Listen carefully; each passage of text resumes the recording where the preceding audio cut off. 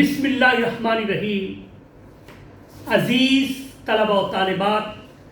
السلام علیکم۔ جیسا کہ آپ کے علم میں ہے کہ اگلے ہفتے سے ہمارے فائنل ایگزام ہیں، آج کی گفتگو کو آغاز جو ہے میں جو ہمارے فائنل امتحان کے جو ممکنہ سوالات ہیں ان کے حوالے سے ہم گفتگو کریں گے، اور اس کے بعد آج اسی لیکچر میں ہی ہم شکیب جلالی کے حوالے سے اپنی گفتگو کو مکمل کریں گے۔ جو ممکنہ سوالات ہیں وہ کیا ہو سکتے ہیں، اس حوالے سے ہم گفتگو کرتے ہیں۔ یہ بھی آپ جانتے ہیں کہ ہم نے مڈ کے بعد 2 شاعروں کے حوالے سے گفتگو کی۔ احمد فراز جو ہیں ان کی جو شاعری ہے، ان کی بطور خاص غزل جو ہے اس کے فنی اور فکری حوالے سے ہم نے گفتگو کی۔ ان کی غزلوں کی جو ہم نے تفہیم کرنے کی کوشش بھی کی، اور اس کے ساتھ ہی ہم نے ناصر کاظمی اور منیر نیازی کی غزلوں کو بھی اس پہ بھی گفتگو کی۔ اور دوسرے شاعر ہمارے جو ہیں وہ مڈ کے بعد کے وہ ہے شکیب جلالی۔ تو گزشتہ لیکچر میں ہم نے بڑی تفصیل سے بات کی، اس حوالے سے میں آگے بات کروں گا۔ تو پہلے ہم ان ممکنہ سوالات کے حوالے سے بات کر لیتے ہیں جو امتحان میں آ سکتے ہیں۔ اچھا، ایک سوال اس طرح ہے کہ احمد فراز آسمان غزل میں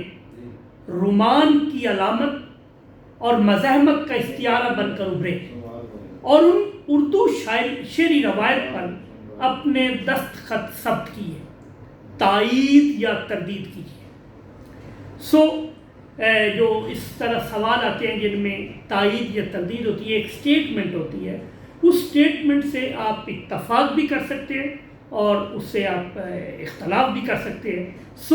یہ جو سٹیٹمنٹ ہے جس میں آپ نے دیکھا کہ احمد فراز کی جو غزل ہے وہ رومان کی علامت اور مزاحمت کا استعارہ ہے، ٹھیک ہے، اور ان کی جو غزل اپنی غزل گوئی کی وجہ سے انہوں نے ہماری جو شعری روایت ہے، جب بھی ادبی تاریخ لکھی جائے گی تو یہ ناممکن ہے کہ ہم احمد فراز کی غزل گوئی کو نظر انداز کر سکیں۔ انہوں نے بہت اچھے انداز میں غزل کہی، تو اس حوالے سے ہم نے بڑی تفصیل کے ساتھ آپ لیکچر نمبر 9، 10 اور 11 جو تھے انہیں آپ سنیں گے تو اس میں آپ دیکھیں گے کہ بڑی تفصیل کے ساتھ ہم نے یہ بات کی ہے۔ ایسے سوالوں کا جب بھی آپ نے آغاز کرنا ہے تو آپ اسی سٹیٹمنٹ سے آغاز کریں گے کہ احمد فراز آسمان غزل میں رومان کی علامت اور مزاحمت کا استعارہ بن کر ابھرے اور اردو کی شعری روایت پر اپنے دستخط ثبت کیے۔ تو میں اس بات سے مکمل متفق ہوں اور تائید کرتا ہوں یا کرتی ہوں، اور اس کے بعد پھر آپ نے فراز کی جو غزل گوئی ہے اس کے حوالے سے ان کے جو رومانوی جو فیچرز ہیں ان کے ذکر بھی کرنا ہے، اور ان کی جو مزاحمتی شاعری ہے اس کا بھی ذکر کرنا ہے، اور جو اس کا سوال کا اختتام آپ کریں گے تو پھر آپ اپنی ساری آراء جو آپ نے لکھا ہوگا اس کے تناظر میں کہیں گے کہ یقیناً ہم جب دیکھتے ہیں اردو کی شعری روایت تو اس پر فراز جو ہے وہ ہمیں اس کا نام نظر آتا ہے۔ اس طرح آغاز سے بھی اسی سٹیٹمنٹ سے آپ نے شروع کر کے اور پھر تائید یا تردید دونوں صورتیں آپ کی ہیں، آپ کر سکتے ہیں، اور آپ نے اسی تناظر میں اپنی گفتگو کرنی ہے، اور پھر آخر میں اسے آپ نے گفتگو کو سمیٹنا ہے۔ اسی پہ ہی آپ کی گفتگو تمام ہوگی۔ اچھا، آپ یہ بھی آپ جانتے ہیں کہ آپ کا 40 نمبر کا یہ جو سوال ہوگا فائنل کا، 30 نمبر کا مڈ سے پہلے تھا، اور 30 نمبر ہماری اسائنمنٹس اور باقی جو سارا ہوتا ہے اس کے 40 میں سے یہ بھی آپ کے علم میں ہے کہ ہم 2 استاد محترم عبدالرؤف صاحب اور میں، ہم دونوں آپ کو پڑھاتے ہیں، وہ جدید نظم گو شعرا کے حوالے سے گفتگو کرتے ہیں اور میں غزل گو شعرا کے حوالے سے۔ ہمارا جو 40 نمبر کا پیپر ہوگا، 20 نمبر رؤف صاحب آپ کو سوال دیں گے اور 20 کے میں اس حوالے سے ایک ہی سوال 20 نمبر کا ہوگا جو آپ نے کرنا ہوگا، اور جیسا کہ ایک سوال میں نے آپ کو بتایا ہے، اور دوسرا سوال جو ہے وہ ہوگا عصری حسیت، کلاسیکی رچاؤ اور کرافٹ نے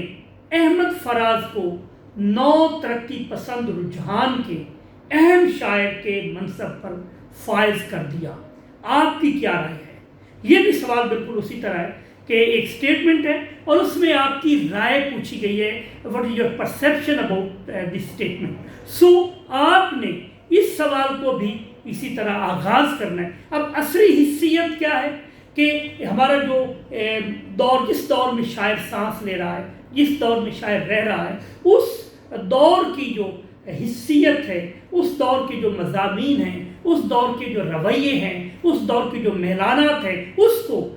شاعر نے کس طرح ٹچ کیا ہے، بیان کیا ہے اور اپنی شاعری میں ایکسپریس کیا ہے۔ پھر اس کے بعد کلاسیکی رچا، یہ بھی میں بڑی ڈیٹیل سے آپ کو بتا چکا ہوں کہ احمد فراز کے والد چونکہ فارسی کے شاعر بھی تھے، استاد بھی تھے، سے وہ اور احمد فراز بھی ایم اے فارسی بھی کیا، ایم اے اردو بھی کیا، سو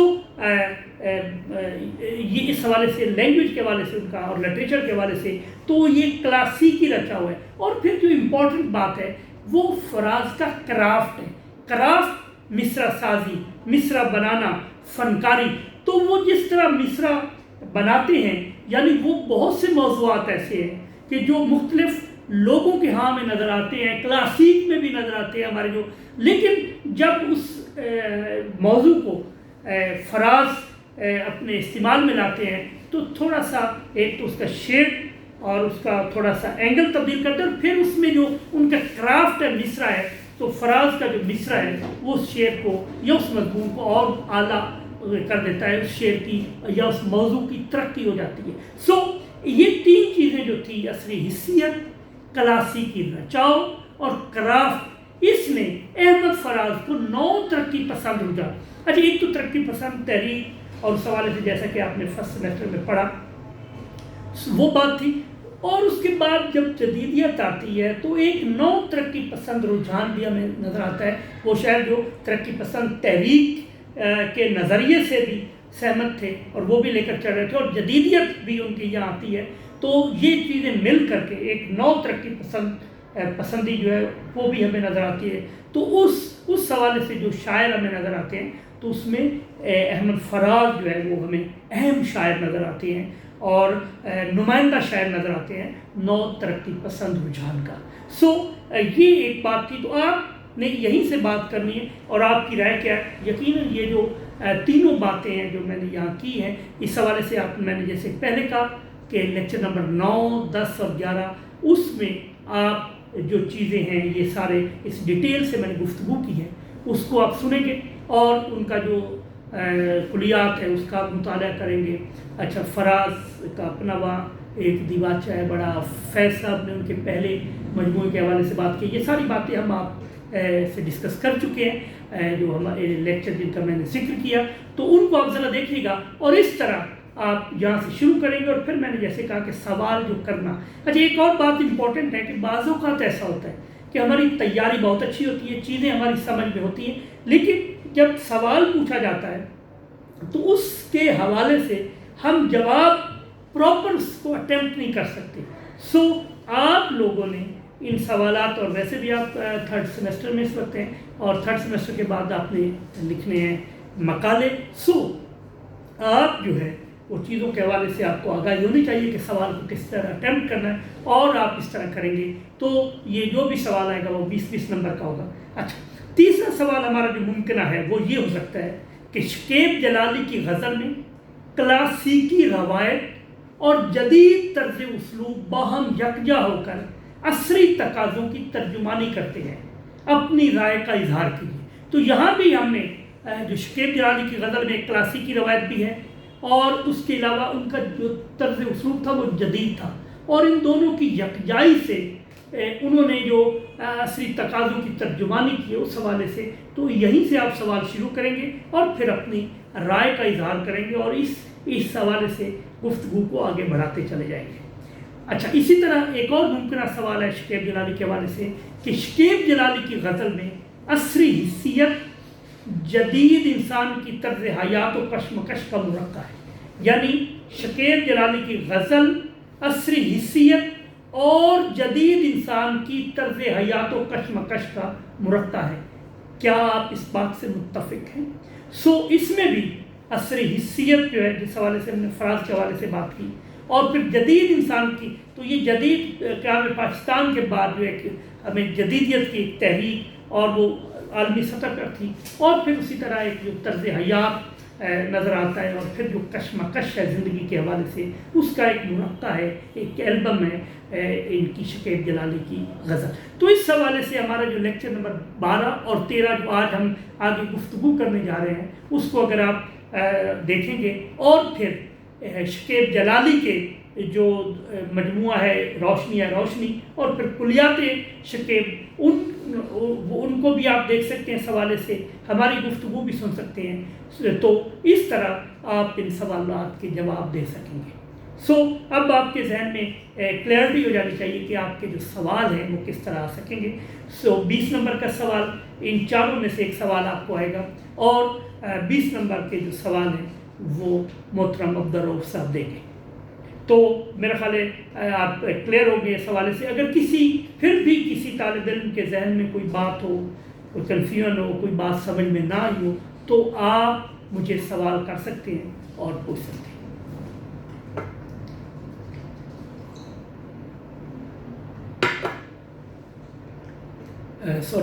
اب ہم آگے بڑھتے ہیں۔ شکیب جلالی کے حوالے سے ہم نے گفتگو کی پچھلے ہفتے بھی، اس بات کو ہم آگے بڑھاتے ہیں، اور اب آپ کے ذہن میں سوالات بھی آ گئے کہ شکیب جلالی کے حوالے سے کیا سوالات آ سکتے ہیں۔ تو میں نے کوشش کی ہے کہ اس لیکچر میں گزشتہ لیکچر کی جو امپورٹنٹ باتیں ہیں ان کو بھی آپ کے گوش گزار کر دوں، اور ایک طریقے کے ساتھ میں نے کوشش کی ہے کہ یہ جو ان کی شاعری کے حوالے سے جو ہم نے یہاں بات کی ہے، ان دونوں سوالوں کے حوالے سے بھی گفتگو آپ سنیں گے۔ آپ کے ذہن میں ایک بات آ جائے گی کہ ان سوالوں کو آپ کس طرح اٹیمپٹ کریں گے۔ عزیز اسکالرز، گزشتہ لیکچر میں ہم نے شکیب جلالی کی زندگی کے ان گوشوں کو بیان کیا جو ان کی شاعری کو سمجھنے کے لیے ضروری تھے۔ مثلا ہم نے ان کے والد سید صغیر حسین رضوی کی پولیس ملازمت سے، جو وہ ملازم تھے پولیس میں، پہلے انہیں معطل کیا گیا، وہ آپ کو میں بتا چکا ہوں کیوں معطل کیا گیا، اور پھر وہ ذکر اذکار کی طرف راغب ہوئے روحانیت کے حوالے سے، یہ بھی ہم نے تفصیل سے بات کی۔ تو پھر وہ دیوانگی سی ہو گئی انہیں، اور دیوانگی کی وجہ سے انہیں پھر ملازمت سے مستقل طور پر نکال دیا گیا۔ یہ باتیں بھی آپ ذہن میں رکھیں گے۔ ان کی والدہ زبیدہ خاتون کی ٹرین حادثے میں وفات، یہ بھی آپ کو میں نے بتایا تھا کہ اس کی 2 صورتیں ہیں جو مختلف لوگ کہتے ہیں، ایک ان کی فیملی کے لوگ کیا کہتے تھے اور لوگ کیا کہتے تھے۔ دونوں میں نے آپ کے سامنے اپنے گزشتہ لیکچر میں تفصیل سے باتیں کی ہیں، وہ وہاں سے آپ سنیں گے، آپ نے سن لی ہوگی۔ پھر یہ ہے کہ وہ 4 بہنوں کے ساتھ انہوں نے یہ والدہ کی موت کا جو منظر دیکھا، یہ بھی سارا شکیب کی ذہن میں رہا زندگی بھر۔ پھر ہجرت کے کرب سے وہ گزرے، اور تھل ڈیولپمنٹ اتھارٹی کی ملازمت کے دوران میں شکیب کے کلیگ شاعر خلیل رامپوری اور انفارمیشن افسر نعیم تاج شکیب کو تسلسل سے ذہنی اذیتیں دیتے رہے۔ یہ ذہنی اذیتیں شکیب کی والدہ کی خودکشی یا انہیں جو ان کے والد نے کہا جاتا ہے دھکا دیا، اس دونوں صورتوں میں ان کی والدہ کی جو ٹرین حادثے میں موت ہے اس کی اذیت کو بڑھاوا دیتی۔ اس حوالے سے ہم نے ڈیٹیل سے بات کی۔ یہ وہ سب حالات تھے جن کی وجہ سے شکیب نے سرگودا ریلوے اسٹیشن کے قریب ایک تیز رفتار ٹرین کے سامنے آ کر اپنی زندگی کا خاتمہ کر دیا۔ عزیز طلباء طالبات، یہ ساری باتیں ہم نے گزشتہ لیکچر میں بتائیں، اور یہ وہ باتیں تھیں جو شکیب کی شاعری کو سمجھنے اور اس کی تفہیم اور ابلاغ کے لیے بڑی ضروری تھی، جو ہم نے بڑی تفصیل سے کی۔ آپ وہ لیکچر جو ہے اسے تفصیل سے سنیں گے، لیکچر نمبر 12، اور اس میں یہ ساری باتیں آپ کے ذہن میں ہونی چاہیے جب ہم شکیب کی شاعری کے حوالے سے بات کرتے ہیں۔ اچھا، دوسرا یہ ہے کہ جیسے ہر شاعر کی 4 غزلیں جو ہے وہ میں نے آپ کی خدمت میں پیش کی، ان کی تفہیم کے حوالے سے، تشریح کے حوالے سے، اس نقطہ کے حوالے سے۔ میں چاہوں گا کہ جو شکیب جلالی کی 4 غزلیں ہیں، آج کے جو لیکچر ہے اس کی ابتدا میں 2 غزلیں اور 2 اختتام میں آپ کی گوش گزار کروں، تاکہ یہ غزل، کیونکہ میں نے آپ سے ایک بات کی تھی آغاز میں کہ جو شعر ہے اس کو اگر آپ اس کی قرأت صحیح طور پہ کر لیتے ہیں تو اس کا مفہوم بھی آپ کے ذہن میں آ جاتا ہے، ٹھیک ہے، اور اس کا دوسرا یہ ہوتا ہے کہ شعر کے پہلے مصرعے میں ایک دعویٰ ہوتا ہے اور دوسرے میں ثبوت، اس حوالے سے بھی آپ دیکھ سکتے ہیں۔ پہلی غزل دیکھیے،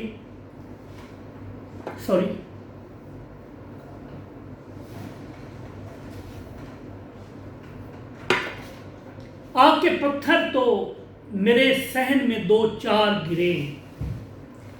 آ کے پتھر تو میرے صحن میں دو چار گرے، جتنے اس پیڑ کے پھل تھے پس دیوار گرے، اور ایسی دہشت تھی فضاؤں میں کھلے پانی کی، ایسی دہشت تھی فضاؤں میں کھلے پانی کی، آنکھ جھپکی بھی نہیں ہاتھ سے پتوار گرے، اور مجھے گرنا ہے تو میں اپنے ہی قدموں میں گروں، مجھے گرنا ہے تو میں اپنے ہی قدموں میں گروں، جس طرح سایہ دیوار پہ دیوار گرے، اور تیرگی چھوڑ گئے دل میں اجالے کے خطوط، تیرگی چھوڑ گئے دل میں اجالے کے خطوط، یہ ستارے میرے گھر ٹوٹ کے بیکار گرے، اور کیا ہوا ہاتھ میں، کیا ہوا ہاتھ میں تلوار لیے پھرتی ہے، کیا ہوا ہاتھ میں تلوار لیے پھرتی ہے، کیوں مجھے ڈھال بنانے کیوں یہ چھتنار گرے، اور دیکھ کر اپنے در و بام لرز جاتا ہوں، دیکھ کر اپنے در و بام لرز جاتا ہوں، میرے ہمسائے میں جب بھی کوئی دیوار گرے، اور وقت کی ڈور خدا جانے کہاں سے ٹوٹے، وقت کی ڈور خدا جانے کہاں سے ٹوٹے، کس گھڑی سر پہ یہ لٹکی ہوئی تلوار گرے، اور ہم سے ٹکرا گئی، ہم سے ٹکرا گئی خود بڑھ کے اندھیرے کی چٹان، ہم سے ٹکرا گئی خود بڑھ کے اندھیرے کی چٹان، ہم سنبھل کر جو بہت چلتے تھے ناچار گرے، اور کیا کہوں دیدہ تر یہ تو میرا چہرہ ہے، کیا کہوں دیدہ تر یہ تو میرا چہرہ ہے، سنگ کٹ جاتے ہیں بارش کی جہاں دھار گرے، اور ہاتھ آیا نہیں کچھ رات کی دلدل کے سوا، ہاتھ آیا نہیں کچھ رات کی دلدل کے سوا، ہائے کس موڑ پہ خوابوں کے پرستار گرے، اور وہ تجلی کی شعائیں تھیں کہ جلتے ہوئے پر، وہ تجلی کی شعائیں تھیں کہ جلتے ہوئے پر، آئینے ٹوٹ گئے آئینہ بردار گرے، اور دیکھتے کیوں ہو شکیب اتنی بلندی کی طرف، دیکھتے کیوں ہو شکیب اتنی بلندی کی طرف، نہ اٹھایا کرو سر کو کہ یہ دستار گرے۔ میرا خیال ہے میں جو ہے اگلی غزلیں بھی آپ کے دوسری غزل جو ہے وہ پیش کروں، اور پھر اس کے بعد تیسری اور چوتھی، اور یہ لیکچر کے بعد گفتگو کو ہم تمام کریں گے، اور پھر اگلا لیکچر میں چاہتا ہوں ایک تسلسل کے ساتھ ہم گفتگو کریں شکیب کی غزل گوئی پر۔ تو دوسری غزل ہے ان کی، کنارے آب کھڑا خود سے کہہ رہا ہے کوئی، کنارے آب کھڑا خود سے کہہ رہا ہے کوئی، گماں گزرتا ہے یہ شخص دوسرا ہے کوئی، اور ہوا نے توڑ کے پتا زمین پہ پھینکا ہے، ہوا نے توڑ کے پتا زمین پہ پھینکا ہے، کہ شب کی جھیل میں پتھر گرا دیا ہے کوئی، بتا سکے ہے پڑوسی کسی کا درد کبھی، بتا سکے ہے پڑوسی کسی کا درد کبھی، یہی بہت ہے کہ چہرے سے آشنا ہے کوئی، اور درخت راہ بتائیں ہلا ہلا کر ہاتھ، درخت راہ بتائیں ہلا ہلا کر ہاتھ، کہ قافلے سے مسافر بچھڑ گیا ہے کوئی، اور چھڑا کے ہاتھ بہت دور بہہ گیا ہے چاند، چھڑا کے ہاتھ بہت دور بہہ گیا ہے چاند، کسی کے ساتھ سمندر میں ڈوبتا ہے کوئی، یہ آسمان سے ٹوٹا ہوا ستارہ ہے، یہ آسمان سے ٹوٹا ہوا ستارہ ہے، کہ دشت شب میں بھٹکتی ہوئی صدا ہے کوئی، مکان اور نہیں ہے بدل گیا ہے مکین، مکان اور نہیں ہے بدل گیا ہے مکین، افق وہی ہے مگر چاند دوسرا ہے کوئی، فصیل جسم پہ تازہ لہو کے چھینٹے ہیں، فصیل جسم پہ تازہ لہو کے چھینٹے ہیں، حدود وقت سے آگے نکل گیا ہے کوئی، اور شکیب دیپ سے لہرا رہے ہیں پلکوں پر، شکیب دیپ سے لہرا رہے ہیں پلکوں پر، شکیب دیپ سے لہرا رہے ہیں پلکوں پر، دیار چشم میں کیا آج رت جگا ہے کوئی۔ اچھا، یہ اور تیسری غزل اور پھر چوتھی، اور اس کے بعد میں چاہوں گا اس لیکچر کو ہم تمام کریں، اور اس کے بعد جو ہے اگلا جو لیکچر ہے وہ ساتھ ہی، یہ 2 لیکچر ہوں گے، آج 2 حصے ہوں گے اس لیکچر کے، تو ان کی تیسری غزل جو ہمارے سلیبس میں وہ بھی سنیے کہ وہاں کی روشنیوں نے بھی ظلم ڈھائے بہت، وہاں کی روشنیوں نے بھی ظلم ڈھائے بہت، میں اس گلی میں اکیلا تھا اور سائے بہت، کسی کے سر پہ کبھی ٹوٹ کر گرا ہی نہیں، کسی کے سر پہ کبھی ٹوٹ کر گرا ہی نہیں، اس آسمان ہوا میں قدم جمائے بہت، نہ جانے رت کا تصرف تھا یا نظر کا فریب، نہ جانے رت کا تصرف تھا یا نظر کا فریب، کلی وہی تھی مگر رنگ جل ملائے بہت، اور ہوا کا رخ ہی اچانک بدل گیا ورنہ، ہوا کا رخ ہی اچانک بدل گیا ورنہ، مہک کے قافلے صحرا کی سمت آئے بہت، یہ کائنات ہے میری ہی خاک کا ذرہ، یہ کائنات ہے میری ہی خاک کا ذرہ، میں اپنے دشت سے گزرا تو بھید پائے بہت، جو موتیوں کی طلب نے کبھی اداس کیا، جو موتیوں کی طلب نے کبھی اداس کیا، تو ہم بھی راہ سے کنکر سمیٹ لائے بہت، بس ایک رات ٹھہرنا ہے کیا گلہ کیجیے، بس ایک رات ٹھہرنا ہے کیا گلہ کیجیے، مسافروں کو غنیمت ہے یہ سرائے بہت، جمی رہے گی نگاہوں پہ تیرگی دن بھر، جمی رہے گی نگاہوں پہ تیرگی دن بھر، کہ رات خواب میں تارے اتر کے آئے بہت، شکیب کیسی اڑان اب وہ پر ہی ٹوٹ گئے، شکیب کیسی اڑان اب وہ پر ہی ٹوٹ گئے، کہ زیر دام جب آئے تھے پھڑ پھڑائے بہت، اور آخر میں چوتھی غزل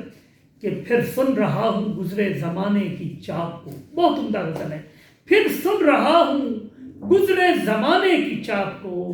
بھولا ہوا تھا دیر سے میں اپنے آپ کو، رہتے ہیں کچھ ملول سے چہرے پڑوس میں، رہتے ہیں کچھ ملول سے چہرے پڑوس میں، اتنا نہ تیز کیجئے ڈھولک کی تھاپ کو، اور اشکوں کی ایک نہر تھی جو خشک ہو گئی، اشکوں کی ایک نہر تھی جو خشک ہو گئی، کیوں کر مٹاؤں دل سے تیرے غم کی چھاپ کو، اور کتنا ہی بے کنار سمندر ہو پھر بھی دوست، کتنا ہی بے کنار سمندر ہو پھر بھی دوست، رہتا ہے بے قرار ندی کے ملاپ کو، پہلے تو میری یاد سے آئی حیا انہیں، پہلے تو میری یاد سے آئی حیا انہیں، پھر آئینے میں چوم لیا اپنے آپ کو، اور مقطع دیکھیے، تعریف کیا ہو قامت دلدار کی شکیب، تعریف کیا ہو قامت دلدار کی شکیب، تجسیم کر دیا ہے کسی نے الاپ کو۔ عزیز اسکالرز، اس کے ساتھ ہی یہ گفتگو تمام کرتے ہیں۔ میں یہ چاہ رہا تھا کہ ہم جو شکیب کے حوالے سے لیکچر دیں تو بالکل ایک ہی تسلسل میں اور ایک ہی ہمارے لیکچر اکٹھا ہو، اس لیے میں نے پہلے 4 غزلیں جو شکیب کی پڑھ دی، تو اس کے ساتھ ہی یہ گفتگو تمام ہوتی ہے، اور اگلے لیکچر میں ہم شکیب کے حوالے سے مزید گفتگو کرتے ہیں۔ اللہ حافظ۔